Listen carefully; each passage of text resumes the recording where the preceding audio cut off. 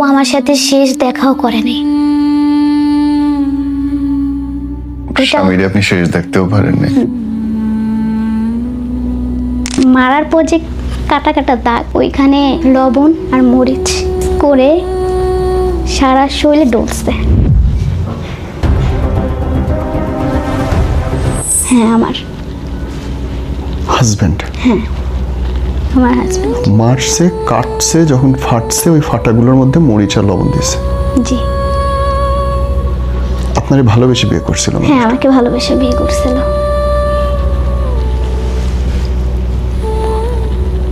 প্রিয়া ভাবি দরজা খুলেন। এখন আমার তো শক্তি নেই যে আমি উঠে দরজা খুলবো। আমার নাক মুখ চেপে ধরছে, আমার নিঃশ্বাস বন্ধ হয়ে আসছে। আপনারে মাইরে কাটছে, লবণ দিছে, মরিচ দিছে, সারা জীবন শুনছি কথাটা। আপনার শরীরে সেটা করছে এবং আপনার বাপ মা যখন বাঁচিতে আসছে আপনি আপনার বাপ মারে উল্টা গালাইছেন। হ্যাঁ, রাতের 1টা বাজে সেই বাড়ির লোকজন আমার মা বাবাকে ডাকে। ওইখানে আমি আমার মা প্লাস বাবাকে অপমান করছি। যেমন হচ্ছে, তোরা কেন আইসস? আমার মাকে বলছি না তোদের বাসায় যাব না। আমি ঘর থেকে বের হওয়ার সময় আমার আম্মুকে বলছি যে আমি মরে যাব, তোমাদের বাসায় আসবো না। সবার সামনে আমার বাবাকে আমি অপমান করছি, মাকে অপমান করছি। তো আমার আম্মু তখনই বলছিল যে তোমার সংসারটা টিকবে না। মা বলে ফেলছিল। হ্যাঁ, কারণ যে ছেলে তুমি এত কিছু করছো, সে ছেলে তোমার ভালো চাচ্ছে না। লজ্জা লাগে না কথা বলতে যে মারে তুমি অপমান করলা, বাপরে অপমান করলা সবার সামনে? লজ্জা তো অবশ্যই লাগবে না? আমি আব্বু মা দুজনকেই বলি, যা করছি আমি তোমাদের সাথে, তার জন্য আমাকে মাফ করে দিও।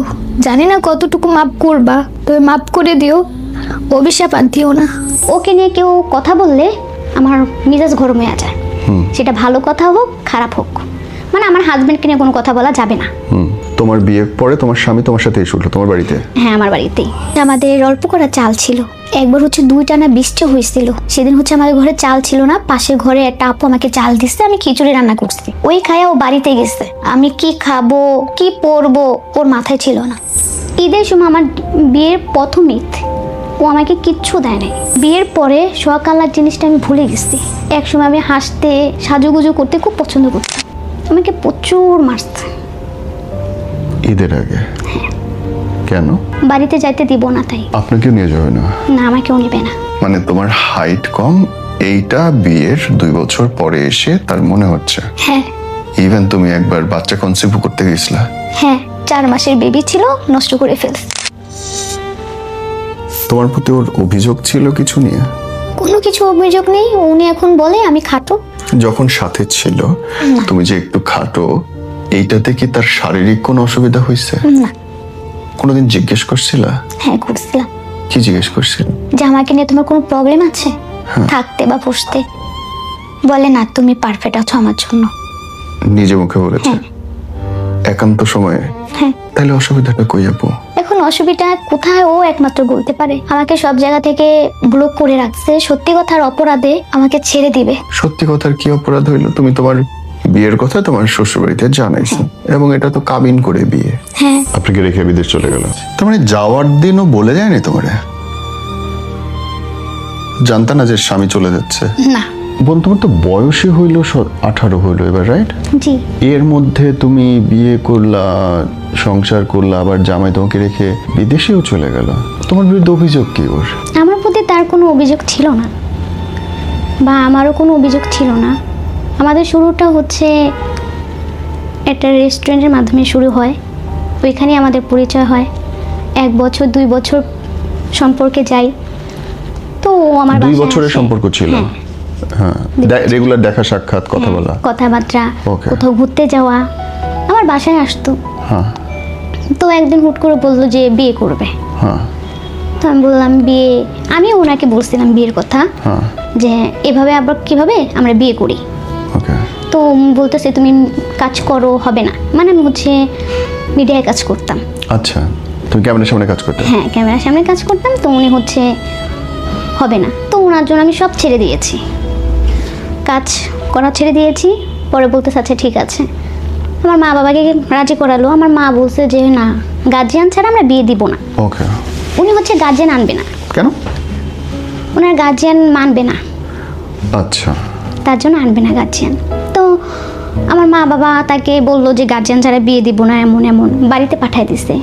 বলছে যে তুমি বাড়িতে যাও, তোমার মা বাবার আইডি কার্ড এইসব ফটোকপি নিয়ে আসো।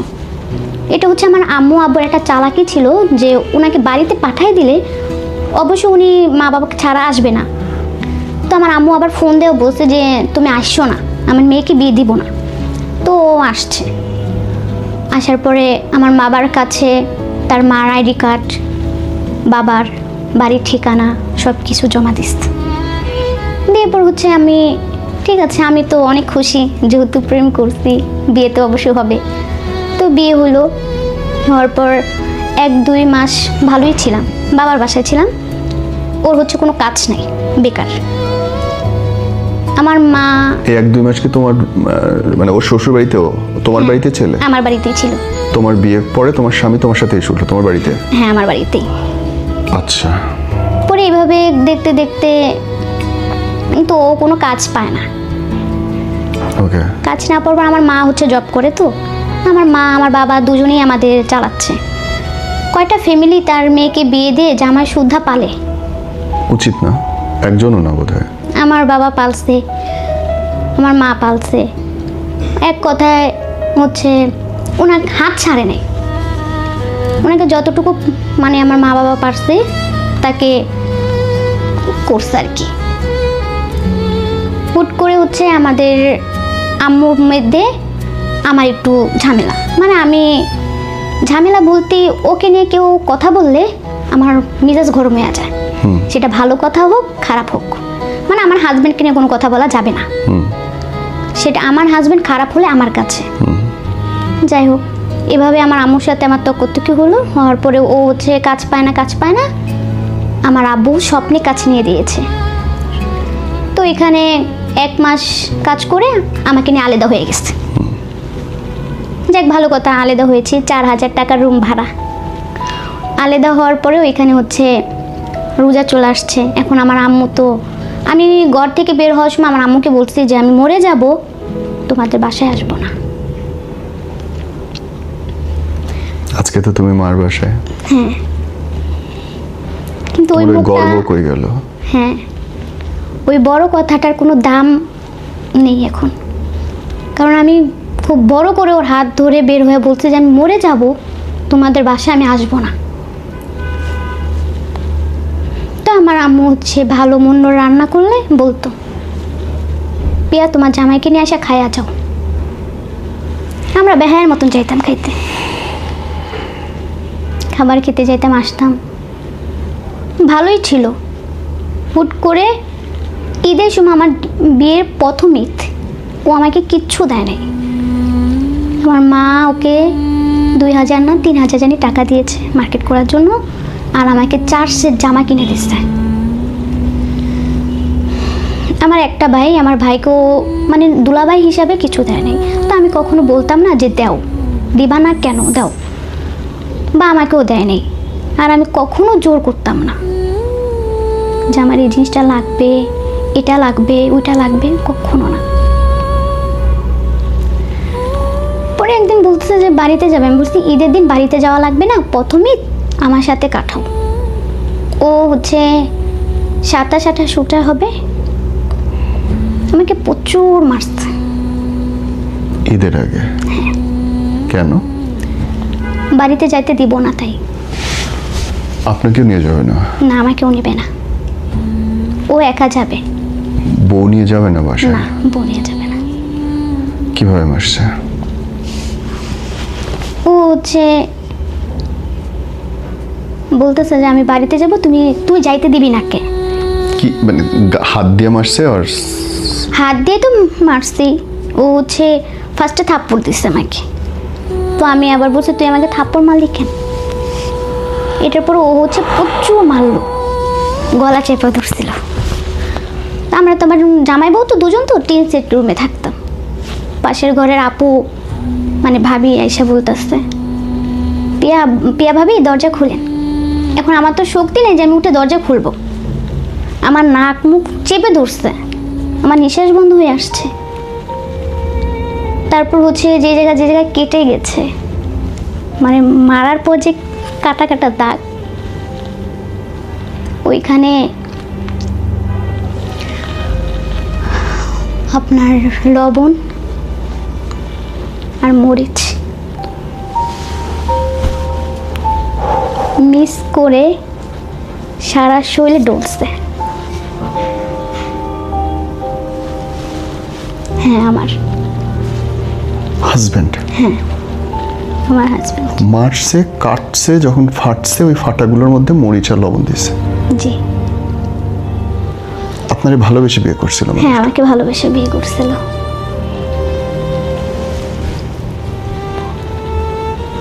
পরে রাতের 1টা বাজে সেই বাড়ির লোকজন আমার মা বাবাকে ডাকে, মানে বিচার বসায়, তো বিচার বসায়।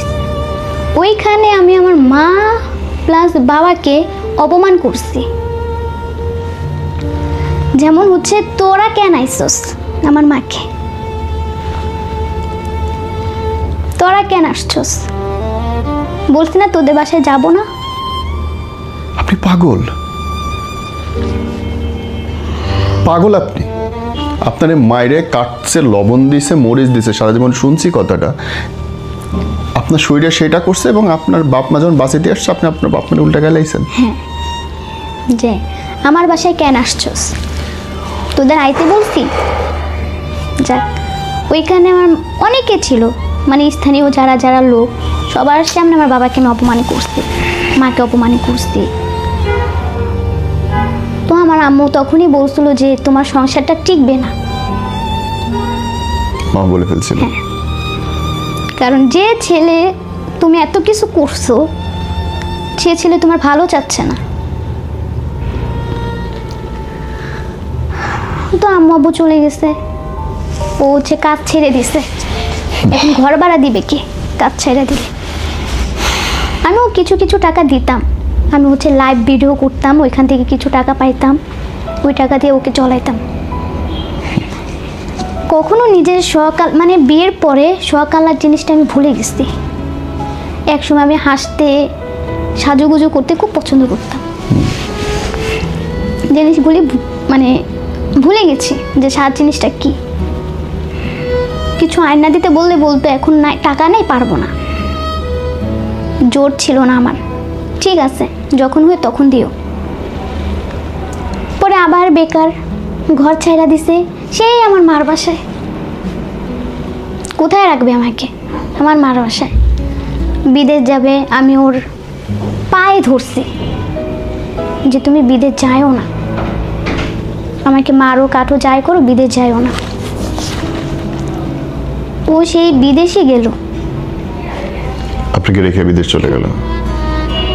সবচেয়ে সব কিছু বাদ দিয়ে গেল, সবচেয়ে কষ্টের কথা এটাই, যেদিন বিদেশ যাবে, আমি শুধু জানি বিদেশ যাবে, কিন্তু ও যাওয়ার আগে আমাকে বলছে যে আমি যদি বিদেশ যাব তোমার সাথে আমি 2 দিন থাকবো, ঘুরবো, আমি যে মার্কেট করব তোমাকে সেই মার্কেটের অর্ধেক অর্ধেক দিব, আমাকে যে মামারা ওর মামারা যে টাকা দিবে ওইখান থেকে অর্ধেক অর্ধেক তোমাকে দিয়ে যাব। আমি তো অনেক খুশি যে আমার হাজব্যান্ড এই প্রথম আমাকে কিছু দিবে, মেলা খুশি। তার মানে যাওয়ার দিনও বলে যায়নি তোমারে? জানতা না যে স্বামী চলে যাচ্ছে? না, ও হচ্ছে শুক্রবার তার ফ্লাইট ছিল দুপুর 12টায়। বৃহস্পতিবারের রাত্রে হচ্ছে তাদের বাসায় আত্মীয় স্বজন আনাগোনা অনেক। ও হচ্ছে বাবা মার একটা ছেলে, ভাই বোন নেই। তখনও আমাকে বলে না যে পিয়া কালকে আমার ফ্লাইট। আমি ওকে ফোন দিচ্ছি, ও আমার ফোন কেটে দেয়, ব্লক করে দেয়। তারপর হচ্ছে খুব বাজে বাজে ব্যবহার, ওর খুব বাজে ব্যবহার। আমাকে হচ্ছে রাস্তার কুকুরের সাথে তুলনা করে। তো সেদিন ওর চাচতো ভাই বোন নিয়ে খুব আনন্দ, সারা রাত বসে আড্ডা দিচ্ছে। আমি ফোন দিয়ে আমার ফোন ধরে না, আমার তো খাওয়া দাওয়া ঘুম কিছু নেই, সারা রাত কান্নাকাটি। শুক্রবারের সকালে আম্মুর সাথে আবার ঝগড়া আমার। পর আমি রাগ করে আমার বান্ধবীর বাসায় চলে গেছি, ওইখানে বসে কান্নাকাটি করতেছে, বলতেছি দেখছোস। ও হচ্ছে সবসময় আমাকে 1টা বাজে কল দিত, সেদিন আমাকে কল দেয় না, আমাকে ফোন দেয়া বলে আমি তোদের বাসায় মনে আর কোনোদিন আসতে পারবো না, মানে আমাকে দেখতে পারবে না আর কোনোদিন, আর আমাদের বাসায় আসবে না। তো আমি বললাম কেন? আসলে ভালো হয়, তুমি আজকে চলে আসো। মাদারীপুর বাড়ি তার। তুমি আসলে ভালো হয়। বলে আমি তো আর জীবন আসতে পারবো না। আমি তুমি কোথায় আসো, ভিডিও কল দাও, আমাকে ভিডিও কল দাও। তো ভিডিও কল দিয়ে উনি হচ্ছে আমাকে তার চেহারা দেখায়। তা আমি তো এয়ারপোর্টে একবার গিয়েছিলাম, তো ওইখানে হচ্ছে ফ্লাইট উঠলে যে মাইকিং করে যেটাকে বলে, ওইখানে তো আর বাংলায় বলে না। তো ওইটা শুনে আমি টার্গেট করছি ওই এয়ারপোর্ট। আমি বলছি তুমি কোথায় আছো, আমাকে সত্যি কথা বল, তুমি কোথায় আছো? তো আমি বাড়িতে। আমি বলি, তুমি বাড়িতে মানে তুমি কই? এটা তো বাড়িতে না, এটা এয়ারপোর্ট। কও কোথায় আছো বলো। বলে না। আমি কি পিছের ক্যামেরাতে সব দেখাও? পরে আমি দেখি ওই এয়ারপোর্ট। ও আমার সাথে শেষ দেখাও করে নাই। স্বামীর আপনি শেষ দেখতেও পারেন নাই। ও আমার সাথে শেষ দেখা করে নাই। আমি ফোন দিয়ে এত কান্নাকাটি করলাম যে আমি আসি। কয় এখন আইসা লাভ নাই, তুই আমারে দেখতে পাবি না। আমি এয়ারপোর্টের ভিতরে ঢুকে গেছি। তুমি আসলে আমাকে বললা না, তুমি না কথা দিয়ে গেছিলা যে আমার সাথে ঘুরবা, ওইখানে যাবা ওইখানে যাবা, আসলা না। বিদেশ যাওয়ার আগে ওর খালতো বোনের বাসায় বেড়াইতে গেছে। আমার বউয়ের কাছে আসে নাই? না, আমার কাছে আসে। এত ভালোবাসার বিয়ে। হুম। তোমাকে একবারই গায়ে হাত তুলছে বোন? হ্যাঁ, একবারই গায়ে হাত, দুইবার তোলা হয়েছে। একবার তুমি তাহলে জিজ্ঞেস করছো যে কেন আমার ছাইড়া দিবা, আমার অপরাধ কি? হ্যাঁ, আমি এটা জিজ্ঞেস করছি। এখন তো ও তো ওর গার্জিয়ানকে বলে নাই। তো আমি হচ্ছে কিছুদিন ধরে ওর গার্জিয়ানকে জানাইছি। আমি আমার শাশুড়িকে ফোন দিছি, দিয়ে বলছি যে আম্মু আপনার ছেলে বিয়ে করছে, আপনি কি জানেন? কয় না। আমি হচ্ছে নাসিরের বউ, এমন এমন। ও হচ্ছে এত বছর, 2 বছর আমাদের সংসার, 1 বছর আমার কাছেই ছিল। ও ওকে আমাকে দেখে নাই যে আমি খাটো। মানে তোমার হাইট কম, এইটা বিয়ের 2 বছর পরে এসে তার মনে হচ্ছে? হ্যাঁ। 2 বছর সংসার করার পরে ইভেন তুমি একবার বাচ্চা কনসিভ করতে গেছিলা? হ্যাঁ, 4 মাসের বেবি ছিল, নষ্ট করে ফেলছে।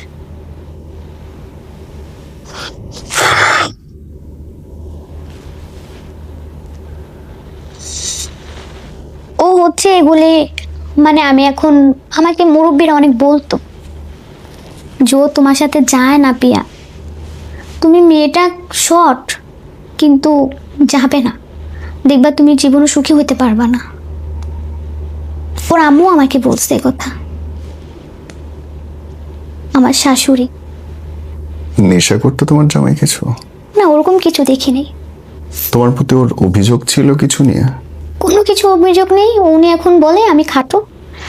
যখন সাথে ছিল তুমি যে একটু খাটো, এইটাতে কি তার শারীরিক কোনো অসুবিধা হয়েছে? না। কোনোদিন জিজ্ঞেস করছিলা? হ্যাঁ, করছিলাম। কি জিজ্ঞেস করছিল? যে আমাকে নিয়ে তোমার কোনো প্রবলেম আছে থাকতে বা বসতে? বলে না, তুমি পারফেক্ট আছো আমার জন্য। নিজে মুখে বলেছে? হ্যাঁ। একান্ত সময়ে? হ্যাঁ।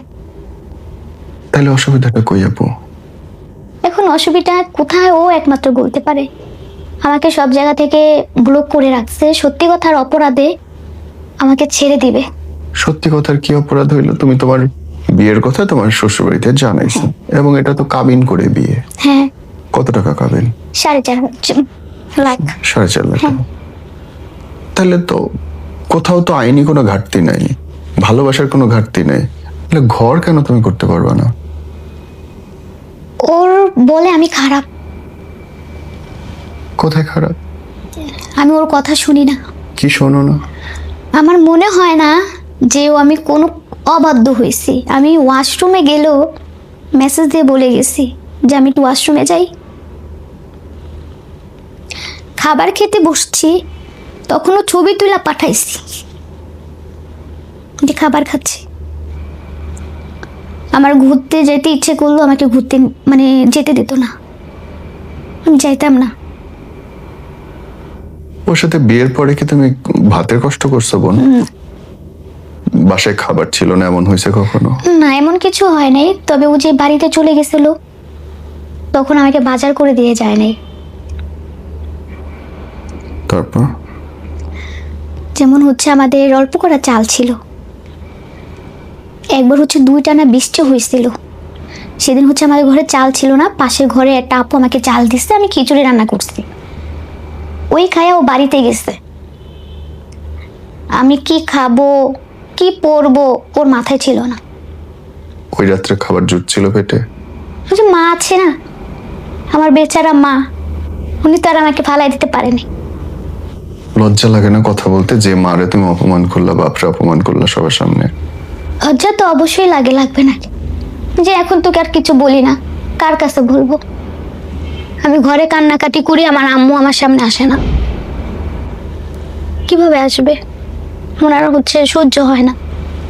আমি হাসপাতালে ভর্তি হলে আমার মা বাবা দেখছে, ও দেখে নেই। ক্যামেরায় তোমার জামের জন্য বলো কিছু বলার। আমি তাকে কিছু বলতে চাই না, আমি শুধু একটা কথাই বলতে চাই, সে আমাকে সত্যি কথা অপরাধে ছেড়ে দিতে যাচ্ছে, ডিভোর্স দিবে বলছে। ও ভালো থাকুক। আমি হয়তো আমি ওর যোগ্য না, ও আমার থেকে অনেক শিক্ষিত, আমি খাটো, আমার ফ্যামিলি খুব গরিব, ওর ফ্যামিলি হাই কোয়ালিটি। তো আমি চাই ও ভালো থাকুক, কখনো ক্ষতি চাই নাই বা ওর বিরুদ্ধে যায় কিছু করি নেই, চাবো না কিছু করতে। ও ভালো থাক, এতটুকু আমার বলার ওর জন্য। আর আমার থেকে ভালো বেস্ট কাউকে পাক জীবনে, তখন যদি আমার অভাবটা একটু বুঝে যে না ওই মেয়েটা খুব করছে আমার জন্য।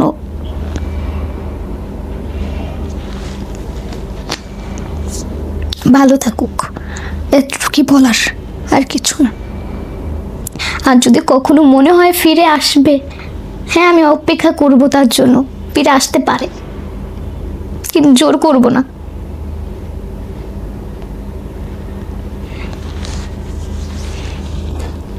কি মনে পড়ে তোমার স্বামীর সাথে স্মৃতি?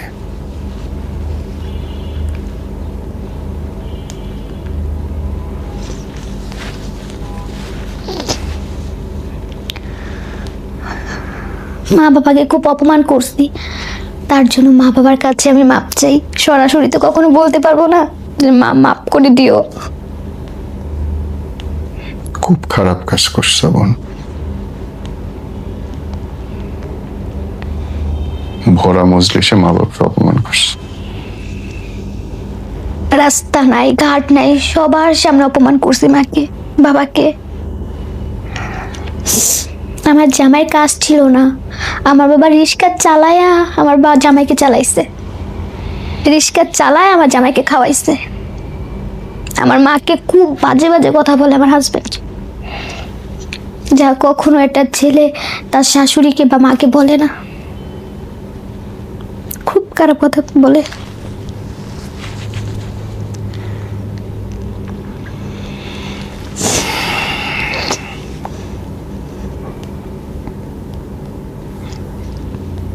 তোমার আব্বার কাছে কিছু বলা হয়েছে?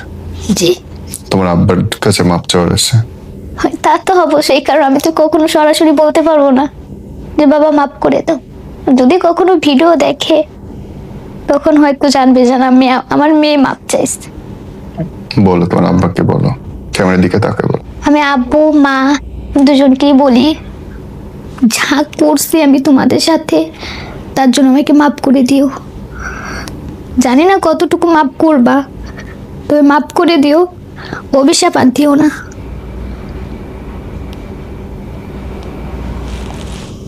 তোমার এই জীবন থেকে, ছোট্ট জীবন থেকে যদি তুমি মানুষের শেখার জন্য কিছু বলতে চাও, কি বলো তো? কি শিখতে পারে মানুষ তোমার কাছে? আমি এটাই বলতে পারবো, আমার বয়সটা আহামরি বয়স হয়ে যায়নি। তো আমি এটাই বলবো, কেউ আবেগে বসে বাপ মার বিরুদ্ধে যায় কাউ কিভাবে পাগলের মতন ভালোবাসতে না, প্লাস বিয়ে করতে না, এটাই বলার। কারণ আমি আমার এতটুকু বয়সে অনেক কিছু দেখেছি, অনেক সহ্য করছি।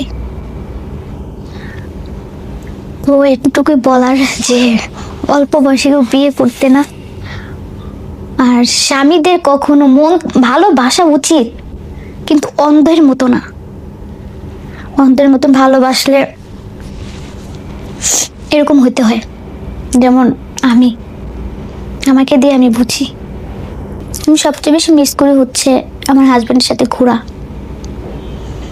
ওইখানে ঘুরতে যাওয়া, ওইখানে যাওয়া, খাওয়াই দাওয়া। কে খাওয়াই দিত? আমার হাজব্যান্ড। তোমাকে? হ্যাঁ। সেই হাজবেন্ডই আবার শরীরের উপরে লবণ আর মরিচ হ্যাঁ। দিচ্ছে তোমার কাইটা? খাওয়াই দিত, ঘুরতে নিয়ে যেত। যদি বলতাম একটু ফুচকা খাবো, চলো। ডিউটি শেষ করে রাতে 10টা বাজলেও বলতো চলো যাই। আমি হচ্ছে আহামরি কিছু চাইতাম না, ফুচকা, চটপটি, চকলেট।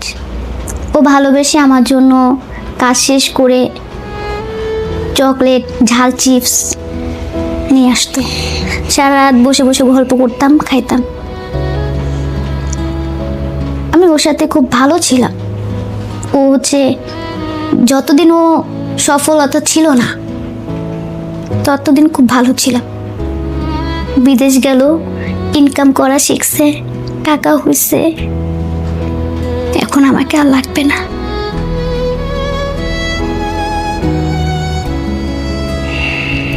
তোমার বয়সী মেয়েদের জন্য কিছু বলতে চাও? আমার বয়সী মেয়েদের জন্য আমি এটাই বলবো, প্রেম করো মানুষ দেখে শুনে যাচাই করে। আবেগে পড়ে কোনো ভুল সিদ্ধান্ত নিবা না। আবেগ জিনিসটা খুব খারাপ। না পারবা বাবা মাকে কিছু বলতে, নিজের ইচ্ছায় বিয়ে করলে। না আত্মীয়-স্বজনের কাছে মুখ দেখাইতে পারবা, লাস্টে বদনাম হবে, কলঙ্কে দাগ লাগবে।